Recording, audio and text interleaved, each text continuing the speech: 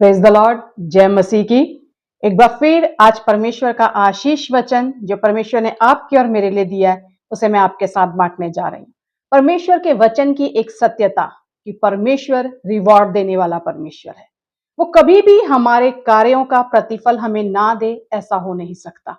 एक वचन हम पढ़ेंगे, अगर हम पढ़े गलतियों की पुस्तक उसका 6वां अध्याय और 9वां वचन, तो वहां लिखा है, हम भले काम करने में साहस ना छोड़ें, क्योंकि यदि हम ढीले ना हो तो ठीक समय पर कटनी काटेंगे। यानी जो कार्य हम कर रहे हैं उसे हम निरंतर करते रहें। अगर हम साहस नहीं छोड़ेंगे, अगर हम ढीले नहीं होंगे, तो परमेश्वर कहता है ठीक समय पर कटनी काटेंगे। ठीक समय पर कटनी काटेंगे, इसका क्या अर्थ है? यानी हमें ठीक समय पर हमारा रिवॉर्ड मिलेगा। कभी कभी हम कुछ काम करते हैं, हमें लगता है मैंने इतना कुछ किया, मैंने इतनी मेहनत की, मैंने अपने मेहनत से बढ़कर परिश्रम किया है, लेकिन फिर भी मुझे रिवॉर्ड नहीं मिल रहा। आज पवित्र शास्त्र से एक व्यक्ति के जीवन से कुछ परमेश्वर हमें सिखाना चाहते हैं कि रिवॉर्ड मैंने आपके लिए रखा है, लेकिन वो रिवॉर्ड आपको कब मिलेगा? यदि आप साहस नहीं छोड़ते, यदि आप ढीले नहीं पड़ते, तब वो रिवॉर्ड आपको आपके जीवन में प्राप्त होगा। परमेश्वर के वचन की ये सत्यता है कि वो प्रतिफल देने वाला परमेश्वर है। वो प्रतिफल देने वाला परमेश्वर है। हम सब जानते हैं एस्तर की पुस्तक में मोर्दकै नामक एक व्यक्ति के बारे में, और उनका एक दुश्मन था हामान। हामान मोर्दकै की जान का दुश्मन बना हुआ था। उसने उसके लिए एक फांसी का खंबा खड़ा किया कि मैं उसके ऊपर उसे लटकाऊंगा। वो सारे यहूदियों का दुश्मन था, वो उन्हें मार डालना चाहता था। लेकिन एक दिन क्या हुआ, मोर्दकै महल के द्वार पर बैठा हुआ था और उस रात राजा को नींद नहीं आ रही थी। हम ये सब पढ़ सकते हैं एस्तर की पुस्तक के 6वें अध्याय में। वहां लिखा हुआ है कि राजा को उस रात ये नींद नहीं आ रही थी और राजा ने क्रॉनिकल की, इतिहास की पुस्तक मंगवाई कि मेरे जीवन काल में क्या क्या घटनाएं हुई हैं मुझे बताया जाए। जब वो ये बात पूछता है, उसे वो पुस्तक निकाल कर लाकर बताया जाता है और उसमें एक घटना बताई जाती है कि किस तरह जब उसके दो द्वारपाल उसके विरुद्ध युक्ति कर रहे थे, तो मोर्दकै नामक व्यक्ति ने उस युक्ति को विफल किया था।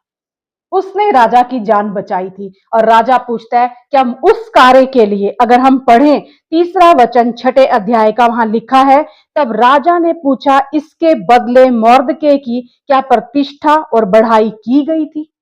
और राजा को जवाब दिया जाता है, राजा के जो सेवक उसकी सेवा टहल कर रहे थे, उन्होंने उसको उत्तर दिया, उसके लिए कुछ भी नहीं किया गया। वो कह रहे हैं उसके लिए कुछ भी नहीं किया गया। एक राजा उस कार्य का प्रतिफल देना भूल सकता है, लेकिन याद रखिए आपका और मेरा परमेश्वर कभी भी हमारे कार्यों को इग्नोर नहीं करता, बाईपास नहीं करता, वो भूल नहीं जाता, लेकिन वो कहता है कि हियाव ना छोड़ो, बड़ा प्रतिफल तुम्हारे लिए रखा है। हियाव ना छोड़ो, बड़ा प्रतिफल मैंने तुम्हारे लिए रखा है। उस समय वो राजा भूल गया कि मैंने मोर्दकै की प्रतिष्ठा नहीं की है, उसे उस कार्य का रिवॉर्ड नहीं दिया गया है। लेकिन वो वहां पूछता है कि बाहर आंगन में कौन है, और आंगन में हामान होता है, और हामान से पूछा जाता है जब किसी की प्रतिष्ठा करनी हो तो क्या किया जाए। हम सब पढ़ सकते हैं, आगे लिखा हुआ है, हामान कहता है उसे राजा का राजकीय वस्त्र पहनाया जाए, राजा के घोड़े पर सवार किया जाए, उसे राजकीय मुकुट दिया जाए, और उसके आगे आगे ये चर्चा की जाए कि राजा जिसकी प्रतिष्ठा करना चाहता है वो ऐसे करता है। कभी कभी हमें भी लगता है मैंने तो बड़े काम किए हैं, मैंने बड़ी भलाइयां की हैं, लेकिन मुझे कोई रिवॉर्ड नहीं मिला, उसका मैंने प्रतिफल अभी तक अपने जीवन में नहीं देखा। आज इस घटना से परमेश्वर आपको और मुझे एक बात समझाना चाहते हैं कि मोर्दकै को यदि उस दिन रिवॉर्ड मिल जाता, यदि जिस दिन उसने कार्य किया था उस दिन राजा उसे बुलाकर पूछता, मोर्दकै मैं तेरे लिए क्या करूं, तू क्या चाहता है, शायद मोर्दकै यही कहता, मैं एस्तर की भलाई कर, मेरी भलाई कर दे, या मेरे अपने लोगों की भलाई कर दे।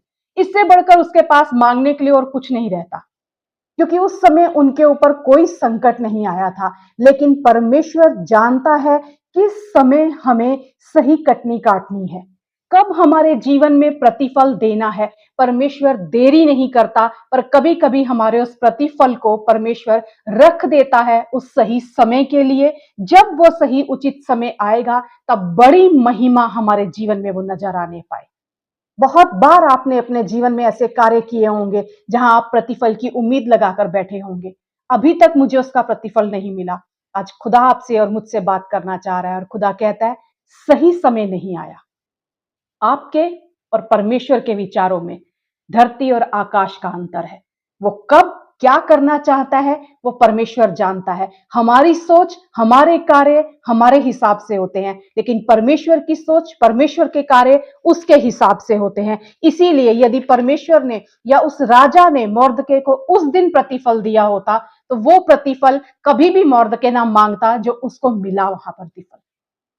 जो प्रतिफल परमेश्वर की ओर से अपने ठहराए समय पे जब आता है, तो वो हमारे जीवन में बड़ी महिमा को लेकर आता है। परमेश्वर का वचन कहता है, अगर हम पढ़ते हैं रूत की पुस्तक में, तो वहां बोआज के पास में रूत काम करने गई है उसके खेतों में, और बोआज उससे क्या कहता है? बोआज उससे कहता है, अगर हम पढ़ते हैं वचन में, वहां लिखा है, बोआज ने रूत से क्या कहा? जो कुछ तूने पति की मृत्यु के बाद अपनी सास से किया है, और तू किस प्रकार अपनी माता पिता और जन्मभूमि को छोड़कर ऐसे लोगों में आई है जिनको तू पहले ना जानती थी, यहोवा तेरे कार्य का फल दे।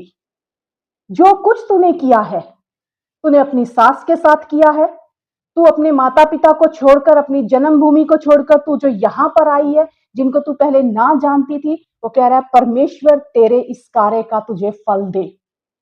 इज़राइल का परमेश्वर यहोवा जिसके पंखों तले तू शरण लेने आई है, तुझे पूरा बदला दे। जब हम कोई काम करते हैं ना, वो परमेश्वर के ऊपर हम कर्ज के तौर पर चढ़ा देते हैं कभी कभी। परमेश्वर कहता है, मैं अपने ऊपर वो कर्ज लेकर नहीं चलता, तुम्हें बदला देता हूं उस काम का। वो कह रहा है, जो तूने किया है ना, ये परमेश्वर के ऊपर आ गया है, और परमेश्वर इसका तुझे फल देगा, परमेश्वर इसका तुझे बदला देगा। और परमेश्वर का वचन कहता है, कुलुसियों 3 के 23 और 24 में लिखा हुआ है, जो कुछ तुम करते हो, जो कुछ तुम करते हो तन मन से करो, यह समझकर कि मनुष्यों के लिए नहीं परंतु प्रभु के लिए करते हो। रूत बोआज के लिए काम करने नहीं गई थी। रूत जो कुछ कर रही थी, रूत उस परमेश्वर को नजर में रखकर काम कर रही थी। इसीलिए परमेश्वर कहता है, जो कुछ तुम करते हो तन मन से करो, यह समझकर कि मनुष्यों के लिए नहीं परंतु प्रभु के लिए करते हो, क्योंकि तुम जानते हो कि तुम्हें इसके बदले प्रभु से मीरास मिलेगी। प्रभु से मीरास मिलेगी। तुम जो कुछ भी कर रहे हो, आगे वचन कहता है, प्रभु की सेवा करते हो। आप जो कुछ भी कर रहे हैं, परमेश्वर आपसे कह रहा है आज, आप जो कुछ भी कर रहे हैं, उसे करने में साहस ना छोड़े, ढीले ना कभी पड़े कि कोई देख नहीं रहा, किसी ने मुझे प्रतिफल नहीं दिया, किसी को नजर ही नहीं आया। परमेश्वर कहता है, मेरे समय पर उस प्रतिफल को मैंने तुम्हारे लिए संजो कर रखा है। ऐसा नहीं कि मैं भूल गया हूं, मैं तुम्हारे किसी भी कार्य को भूलता नहीं हूं। हर एक कार्य मैंने तुम्हारा याद रखा है। किसी रीति से तुम अपना प्रतिफल ना खोओगे। ये परमेश्वर का वायदा है। किसी भी रीति से आप अपने किसी भी भले काम का प्रतिफल कभी नहीं खोएंगे। हर कार्य का परमेश्वर आपको प्रतिफल देगा। ठीक समय पर आप कटनी काटेंगे। हो सकता है आपको लगता होगा आज ठीक समय है, पर परमेश्वर आपसे बेहतर जानता है आपका ठीक समय कौन सा है। उस खुदा का आपसे वायदा है। वो प्रतिफल देने वाला परमेश्वर है, वो सच्चा परमेश्वर है। हियाव ना छोड़ो, उसका प्रतिफल बड़ा है। हियाव ना छोड़ो, जो आप कर रहे हैं उसमें लगे रहें, भले ही किसी को नजर आए या ना आए। उम्मीद मत कीजिए आज ही प्रतिफल मिले। परमेश्वर प्रतिफल देने वाला परमेश्वर है, और वो अपने समय पर, ठीक समय पर आप कटनी काटेंगे और आपका बड़ा प्रतिफल होगा। ये विश्वास कीजिए, वो वायदों का सच्चा, इस परमेश्वर की सत्यता यही है कि वो परमेश्वर प्रतिफल देने वाला परमेश्वर है। उसने अब्राहम से कहा, मैं ही तेरा अत्यंत बड़ा प्रतिफल हूं, और वही आपका और मेरा प्रतिफल है। आमेन, आमेन। मैं विश्वास करती हूं आज इस वचन के द्वारा, यदि कहीं आप अपने आप को कमजोर पड़ रहे हैं, ढीले हो रहे हैं कि बहुत काम कर लिया, अब तक मैंने कोई फल नहीं पाया, विश्वास कीजिए आपका प्रतिफल आने वाला है। आपका प्रतिफल आने वाला है। आप हियाव ना छोड़िए, डटे रहिए, हर कार्य का आपको प्रतिफल मिलेगा। आमेन, आमेन।